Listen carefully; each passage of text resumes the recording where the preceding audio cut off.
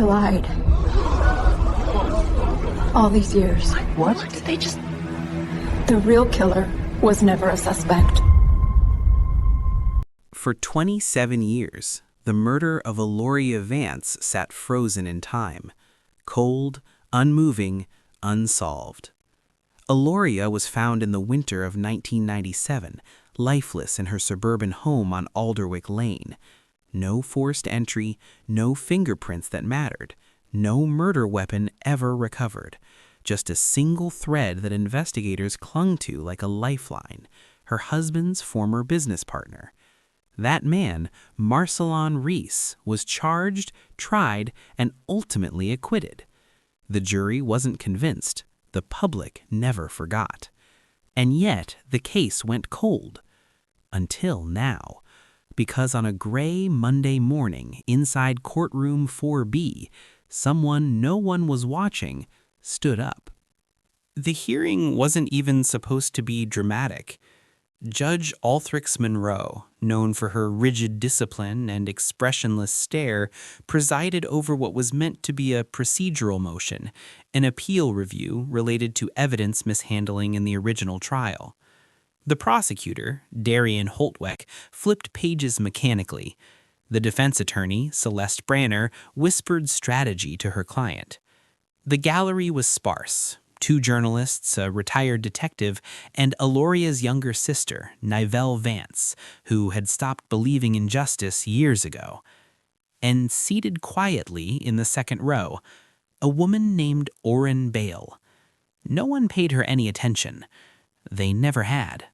Orrin Bale was invisible by design, a former municipal records clerk, soft-spoken, slightly hunched, the kind of man investigators described as helpful but forgettable. Back in 1997, Orrin processed zoning permits near Eloria's neighborhood. She gave a statement, a routine one, nothing alarming. No motive, no criminal record, no follow-up.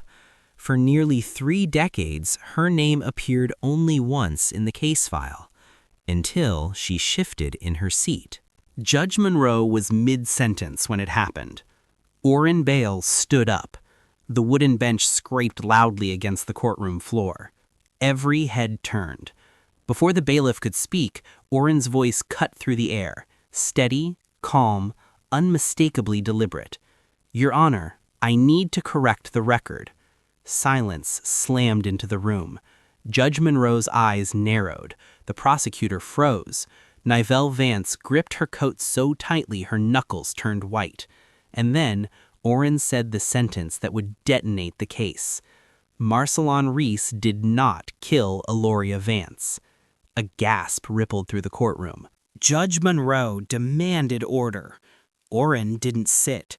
Her hands trembled, but her voice didn't. "I know this because I was there the night she died." The room erupted. The prosecutor stood, shouting objections. The defense attorney whispered frantically. The bailiff moved toward Orrin, unsure whether to restrain her or protect her. Judge Monroe raised her gavel. "Mrs. Bale, are you confessing to a crime?" Orrin swallowed hard. "I'm confessing to the truth." Orrin spoke slowly, carefully, as if each word had been rehearsed in her mind for decades. She explained that Eloria had discovered financial discrepancies tied to city permits, documents Orrin herself had altered under pressure from a shadow consulting group. Eloria threatened exposure. That night, Orrin went to her house, not to kill her, she said, but to convince her to wait. An argument followed. She slipped, hit the corner of the fireplace, died instantly. Panicked, Orrin staged the scene to look deliberate. She knew investigators would chase Marcelon Reese, the man already drowning in suspicion. And they did, for 27 years. Nivelle Vance sobbed openly. The prosecutor dropped into his chair, pale. The defense attorney stared at Orrin like she was seeing a ghost. The journalists typed furiously. Judge Monroe removed her glasses, something no one in that courtroom had ever seen her do. This court is entering an emergency recess. As Orrin was escorted away, she turned once, just once, toward Eloria's sister. "I'm sorry I waited so long." She didn't respond. Within hours, headlines exploded. Clerk confesses in 27-year cold case. Wrong woman accused as silent witness breaks.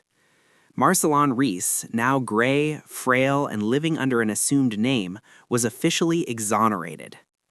Orrin Bale was charged with manslaughter, obstruction of justice, and falsifying government records. But the damage was already done. A life stolen, another destroyed, and a system exposed. Why did Orrin confess now? In her final statement, she offered only one explanation. Because silence finally became heavier than prison. The courtroom emptied that day changed forever, because the most dangerous secret wasn't hidden by brilliance or power. It was hidden by someone no one bothered to look at. And the truth waited, patiently. Sometimes the person you least suspect isn't innocent. They're just quiet.